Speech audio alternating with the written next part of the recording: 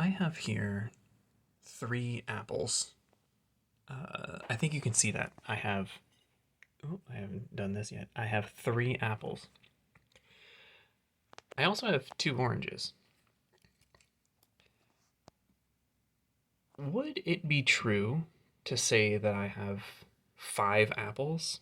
Like if I lumped all these together, would it be true that I have 1, 2, 3, 4, 5 apples? No, because 2 of those things are oranges. Just like it wouldn't be true to say that I have 5 oranges. That I have like 1, 2, 3, 4, 5 oranges. That's not true either. I have 5 of something, but the thing that I have is not apples and it's not oranges. So I have to find some other kind of word, some other kind of thing to describe what I have 5 of. Maybe you can think of what that word might be.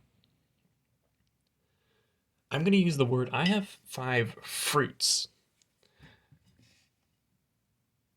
This is a true statement. It's true I have 3 apples, I have 2 oranges, and I have 5 fruits because these 3 are fruits and these 2 are also fruits. So if I put it all together, in total, I have 5 fruits. I don't have 5 apples, I don't have 5 oranges. The thing that I have 5 of is something different. It's 5 fruits, and fruits applies not just to apples, but also to oranges.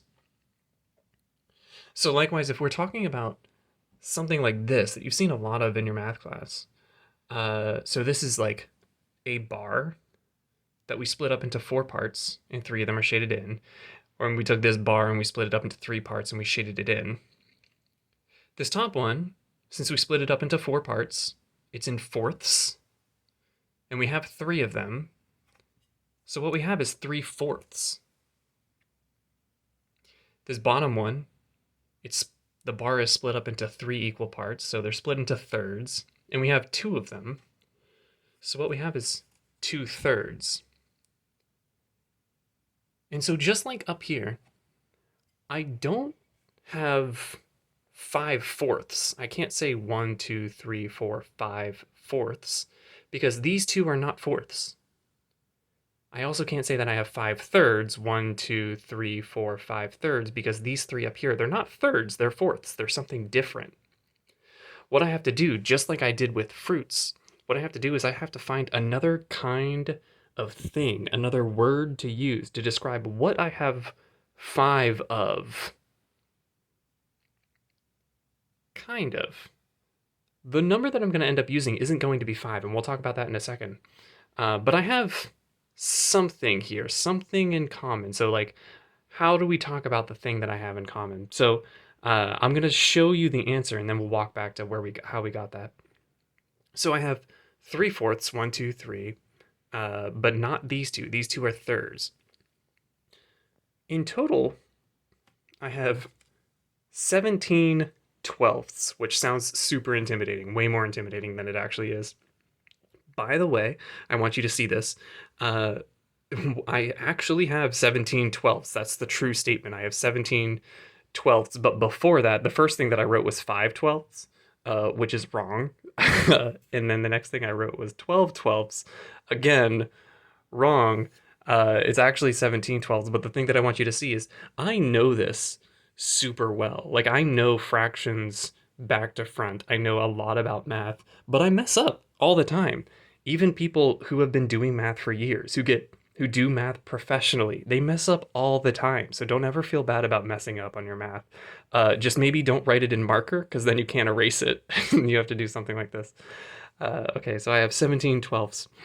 So what does that mean? Like, why is twelfths the word that applies to both fourths and thirds, just like fruits is the word that applies to both apples and oranges? These 2 things are both fruits. These 2 things are both twelfths somehow. And so the way that we get to it, and for this, I'm going to have to do some fancy camera work on my makeshift light table. The thing that we're actually talking about is if we were to overlay another set of bars on top, and we were to split those bars up into 12 equal pieces, do you see how the red one lines up perfectly with those 9/12 there. And the orange one lines up perfectly with those 8/12 there. You can see in orange there are 8 filled in squares, or 8 filled in rectangles. So the point here is that these rectangles are perfectly filled, for one thing. There's no extra hanging out anywhere. They're perfectly filled. But also, if I take this away, I have the same amount of stuff. It doesn't matter if I sit this other piece of paper, oh my gosh, if I sit this other piece of paper on top of it or not. It doesn't matter that I'm putting this here, or if I'm taking it off. I didn't pick up a red colored pencil and start coloring more squares. The same amount of red is on this paper. The same amount of orange is on this paper. I didn't change it at all. I just made smaller boxes. I didn't actually change the value of it at all. They're the same thing. These 9/12 are the same as these 3/4. Not every number works out that way. For instance, if I put these here and I line them up, you can see in the orange it works out really well. If I split this bar into 6, the orange works out really well. There's only 4 of them, and they're all completely filled. But if you go up to the red here, there's 4 filled, but then there's this big chunky bit hanging out in the 5. It's not completely filled, but it's definitely more than 4. And that's the thing that we're trying to avoid. 6 doesn't work. We can't divide this top bar by 6 and get the same amount. Likewise, this number here,